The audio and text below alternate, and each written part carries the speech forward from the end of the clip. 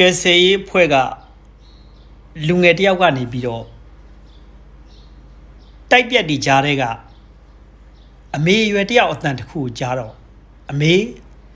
အတန်ကြားလားလို့မေးလိုက်ပြီတိုက်ပြက်ပုံကြီးအောက်မှာရှိနေတဲ့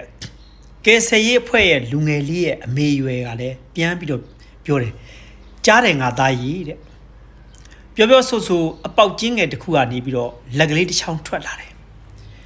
ရော့ငါသားကြီးဒါအမေရဲ့စိန်လက်စွပ်နဲ့ဆွဲကြူကွဲတယ်တကယ်လို့များငါသားတို့အမေကို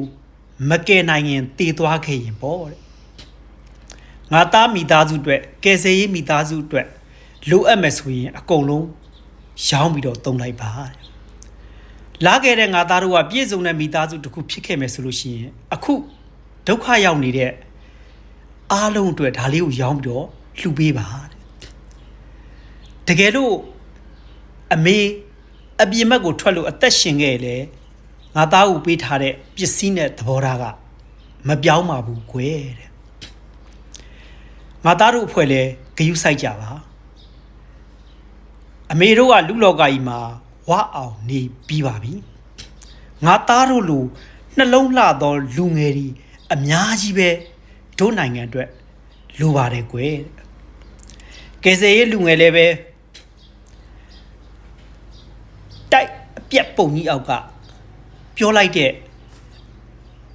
အမေရွယ်မိန်းမသားတယောက်ရဲ့စကားကိုကြားပြီးတော့မျက်ရည်တွင်ကြမိပါရဲ့မျက်ရည်တွင်ကြတဲ့ဂျားကနေပြီးတော့စိတ်ချပါမိကျွန်တော်တို့အမေအသက်ကိုရအောင်ခဲ့ပါမယ်တဲ့